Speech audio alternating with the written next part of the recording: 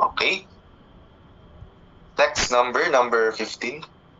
So a certain shunt motor has an armature resistance of 0.05 ohms. It draws 50 amperes at a terminal voltage of 120 volts. Assume other miscellaneous losses at 1%. Determine the output HP of the motor. Okay. So dito, ang binanggit niya or binigay niyang given is the armature resistance. You have your RA. So 0.05 ohm.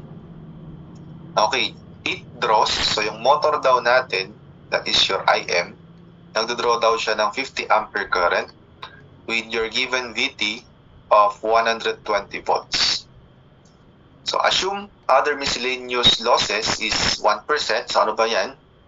Let's say other losses, that is 1% daw ng total loss.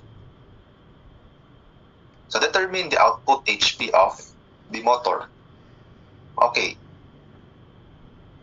Kung titingnan natin, para mahanap yung output power ng motor, kailangan ko itong i-relate sa input, di ba? Sabi natin, ang input is output plus the total loss. Okay. So input, may input ba tayo? Yes, input is manggagaling sa source voltage, that is VT times IM. Okay. Minus, ano pang ima-minus natin?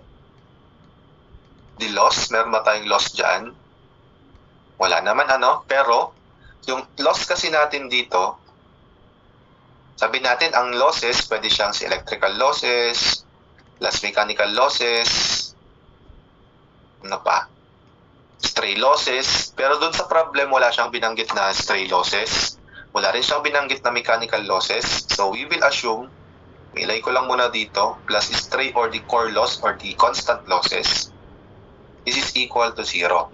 So ang meron lang is the electrical loss at saka yung ating, electrical loss lang. So ang electrical loss natin, sabi natin, these are your copper losses. Yun yung power loss dun sa armature at saka yung sa my field. Kaso doon sa problem, wala siyang binanggit dito na field winding resistance or yung shunt field resistance. Tama? Ibig sabihin, for number 15, mag-assume tayo na yung ISH natin is approximately equal to 0. Sobrang liit niya. Ibig sabihin, parang mawawala yung power natin sa may shunt field. So parang yung motor natin, it will be approximately equal to a series motor. Pero hindi siya totally series motor kasi inassume lang natin na sobrang liit ng ISH. So if we assume ISH is approximately equal to 0, masasabi natin na yung armature is approximately equal din siya sa ating motor current. So from here, pwede kong hanapin yung electrical losses. So the electrical losses is equal to IA squared times RA, and that is equal to IM squared. So we have 50 squared times 0.05. The 50 squared times 0.05. So 125 watts. So ayun. So pwede ko nang i-plug in dito. The input power is VTIM, that is 120 volts, times 50 amperes. That is equal to the output power. So yung output power natin is, yun yung hinahanap. Tama? So output power plus the losses. So yung losses natin is the electrical loss, which is equal to 125 watts. And take note, plus the other losses. So, siguro yung other loss, baka ito na yun, yung kinancel natin. Baka yan yung core loss at saka mechanical. Sige, ilagay na lang natin. Huwag natin i-cancel. Baka ito yung other losses na sinasabi niya. Okay, so plus 1% of the output power. Okay? Yung ito kasi, nga pala, hindi niya binanggit, So sinabi ko dito kanina, other losses is 1% of the loss. It should be output power dapat yan. Kasi yun yung hinahanap, di ba?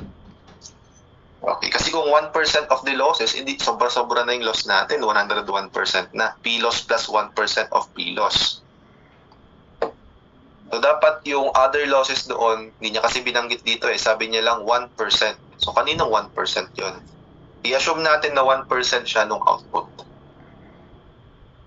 Okay, sorry for that one. So, yan na ngayon yung output power natin.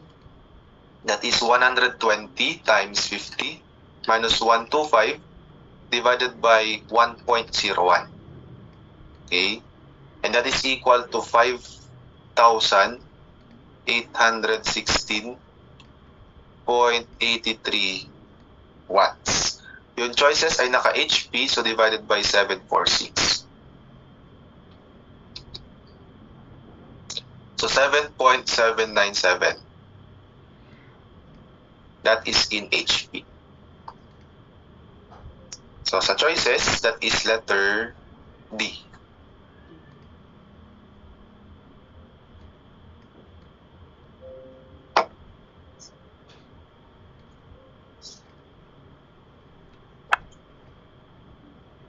Yan. Nagkamali ako doon. It should be other losses is 1% ng output.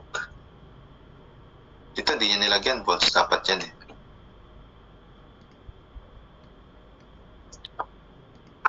Or kung sakali man for example, hindi mo in-assume na ISH is equal to 0, wala lang din. Kasi wala siyang given na RSH. Tama? Kahit i-troubleshoot natin to na it draws 50 amperes or it draws 50 ampere armature current, wala ka lang ding PSH. Kailangan mo kasi to yung power dito. Para masabi natin na total electrical losses.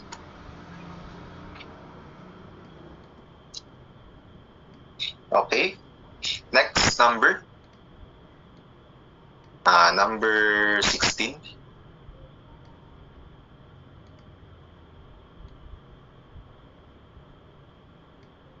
So the armature and field currents of a 230 volt shunt motor have resistances of 0.31 and 115 ohms respectively. So it takes 52 amperes when operating at a certain load. What is the armature power developed? So again, itong armature power developed is your PDEV or your PA. Yung armature power developed na formula natin, which is the back EMF times IA. Ayan. So ito yung mga given natin. So nagbigay siya ng armature and field currents. Pero baka resistance dapat yan. The armature and field resistances. Hindi, binanggit din pala doon. Ito parang mali yung yung sentence, pero tama pa rin yung given niya. Sinagbigay siya ng resistances. Okay, so dito, yung ating source voltage is equal to 230 volts. Ako kasi nasanay ako na VT ang ginagamit ko for source voltage, not VS. Kasi yun yung ginamit natin dun sa may generator, tama? Pero same lang din naman yan. Pabaliktad lang yung operation ng generator and motor. Saan doon yung mababaliktad? Siyempre yung current. Yung IM, yun yung nagiging IL. Yung IL, siyempre pag ganun sa load, yung IM naman, siyempre pag ganun dun sa may motor. Okay, so dito meron tayong RA of 0.31 ohm and RSH, that is 115 ohms. Okay, it takes, so the motor takes, ibig sabihin that is your IM. So we have 52 amperes. So what is the armature power develop? Ayun na. So kailangan ko yung EB. So using yung ating formula kanina dito, sa number 1 pa lang, pwede kong hanapin yung EB using the KVL at the load side or on the source side. Open ko na lang to. So let's calculate your EB. That is equal to VT minus, kung wala siyang binanggit na brush drop, assume it 0. So minus IARA. So your VT is 230 volts minus IA. So yung IA natin na hindi binanggit. Pero alam dapat natin kung ano yung magiging formula ng IA. So based from this one, pag nag-KCL tayo dyan, yung IA natin is equal to the difference of your IM and ISH. Magki-KCL ka dito. Di ba pabaliktad doon sa may tawag niya to generator? Pag generator, yung IA, IL plus. Pero pagdating ng motor, IM minus ISH naman tayo. So, IA is IM minus ISH. That is equal to 52 amperes. Minus yung ISH, yung voltage natin sa source, that is 230, divided by yung RSH, 115 ohms. So, 230 over 115 is 2. Tama. So, we have 50 amperes. So, ayan na. So, we have 50 amperes multiplied by RA, which is 0.31 ohms or ohm. Yan na yung ating back EMF. So, 230 times or minus 50 times 0.31. So, you have 214.5. That is in volts. So, you can now solve for your power developed on the armature. That is 214.5 volts multiplied by IA. Ito, we have 50 amperes. So, times 50. Yung choices ay naka HP, so divided by 746. So, divided by 746. So, 14.377 HP. Okay, so that is letter B.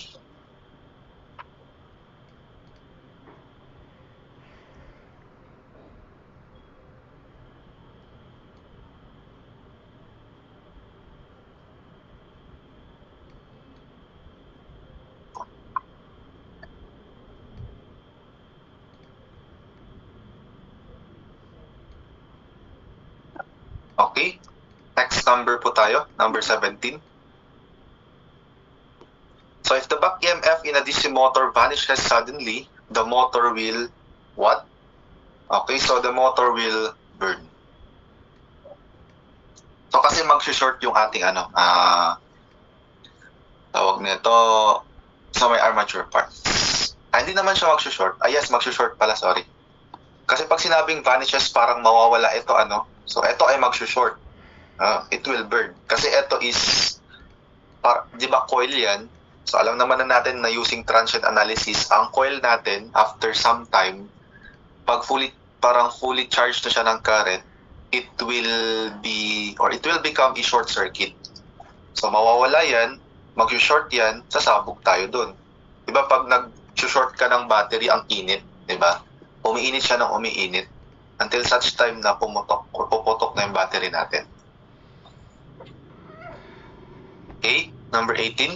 A DC shunt motor runs at 900 RPM from a 460 volt supply when taking an armature current of 25 amperes. Calculate the speed at which it will run from a 230 volt supply when taking an armature current of 15 amperes.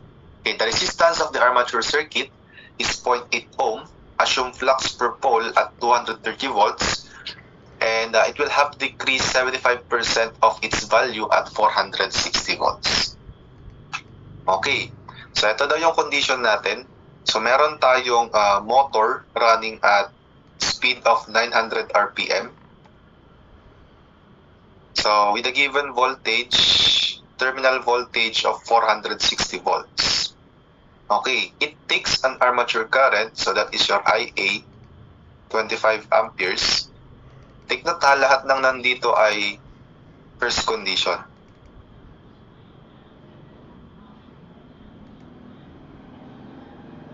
Okay, calculate the speed. So parang at second condition,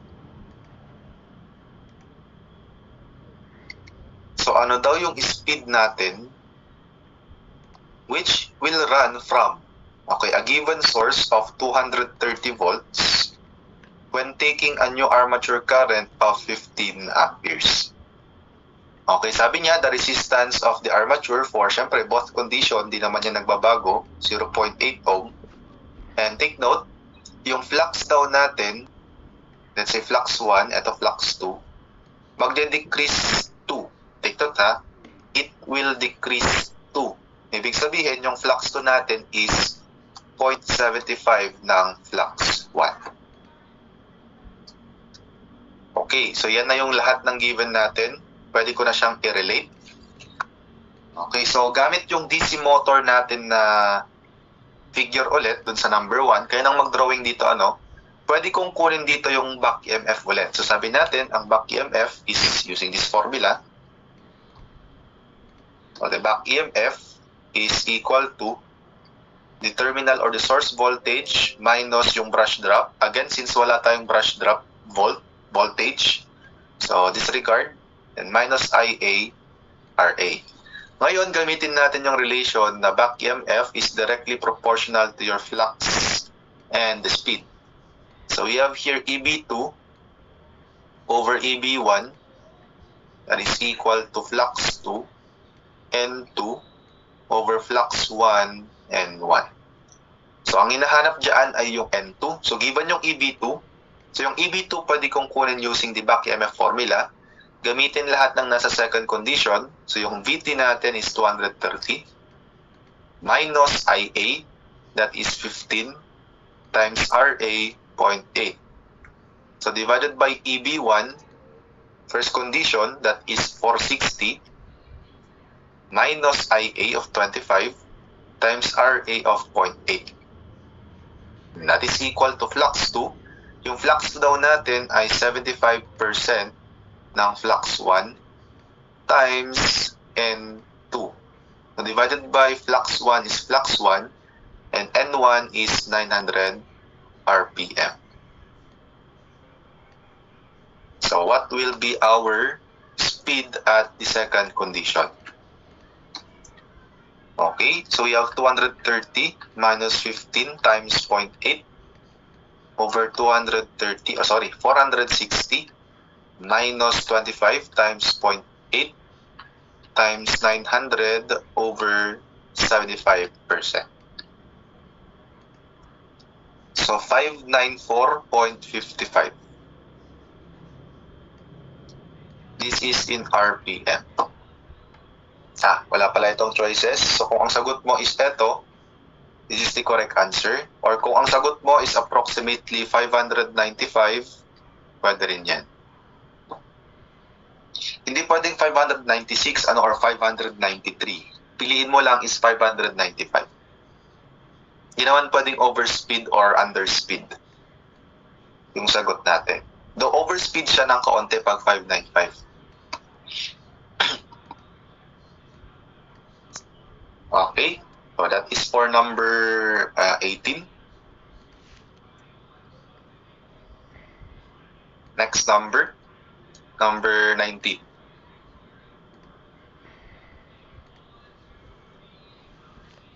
So an electronic motor develops 20 metric HP at a speed of 600 RPM. What is the torque? So alam naman na natin yung formula kanina, na yung power in HP is equal to 2 pi times N times T over 33K. So the power in HP is 20. So times 746. Wait lang. Naka-Newton meter pala yung choices. So i-convert natin yung HP dito. Sige. So 20 HP.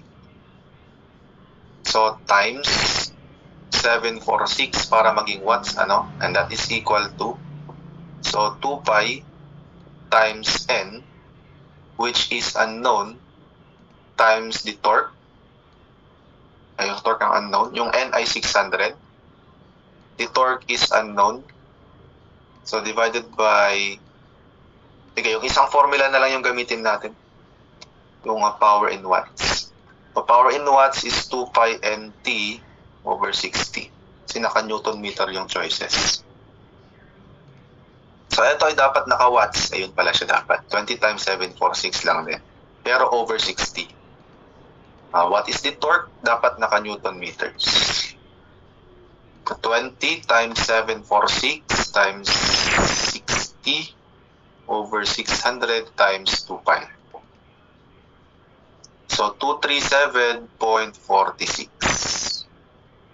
Newton meters. Nearest to letter C, 240 Newton meters. So, gamitin yung formula natin na naka-watts. So, 2 pi NT over 60. Yung given ay naka-HP, so convert this to watts.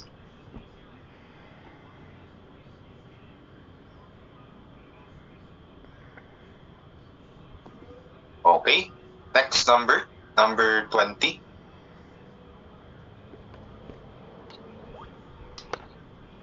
So, DC shunt motor are commonly used in what applications? So, ang DC shunt motor natin, sabi natin, hindi siya ganun kataas dapat yung speed, ano? So, hindi siya pwedeng high speed operation. Hindi rin siya pwedeng high starting torque operation. So, pwede lang is constant speed or no load speed. Hindi naman pwede. So, ito siya, si constant speed.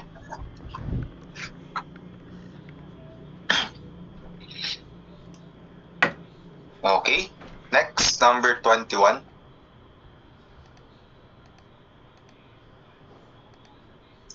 So, DC series motor develops 180 pound-feet of torque when the current is 30 amperes. The load increases so that the motor current rises to 50 amperes. What will be its torque now? Okay, so this is DC motor or DC series motor. So, for series motor, di ba meron tayong binanggit kanina na relation ng torque to current? And that is your T-coil na relation. Sa problem number 21, wala siyang binanggit na flux. So, dito papasok yung ating isang relation. Yung torque is approximately or tawag nito, is proportional to your IA squared. Bakit? It is because yung flux ay magiging proportional din dun sa ating armature current. Kaya magkakaroon siya ng IA squared. O, yan yung gagamitin nating relation for number 21. So, T2 over T1 is equal to IA2 squared over IA1 squared. Okay, so T2, that is unknown. That is equal to IA2. Yung current nag-rise to 50 amperes, so yan na yun. So 50 squared over the original, 30 squared times the original torque, 180. So 50 squared times 180 over 30 squared. So the answer here is 500 pound-feet. So letter D.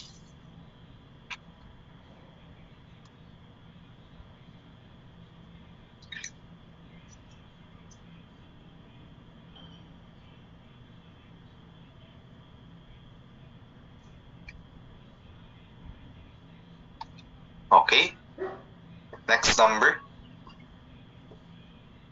Number 22. So a 120 volt shunt motor has an armature resistance of 0.08 ohm and a field resistance of 60 ohms. What current is drawn when its back EMF is 114.8 volts? Okay.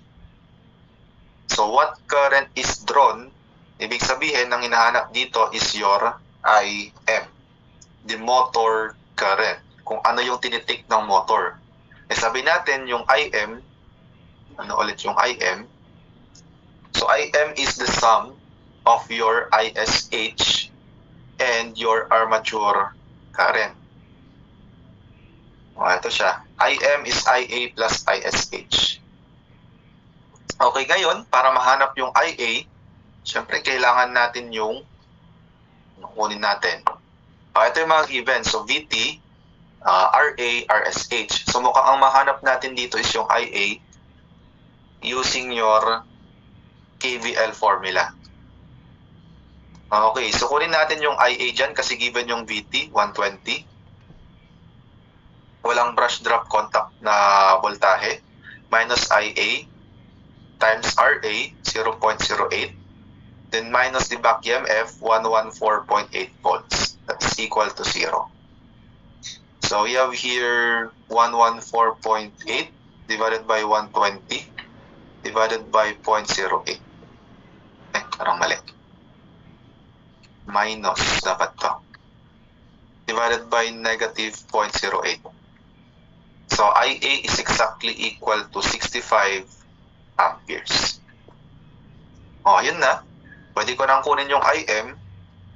That is simply ISH. Yung ISH is yung source voltage natin na 120 volts divided by yung RSH, 60 ohms. Then plus 65 amperes. So this is 2 amperes, ano? So mayroon tayong 67 amperes na sagot. So this one is your final answer. Wala nang iba. Kasi eksakto yung lumabas. Wala tayong i-round off dyan.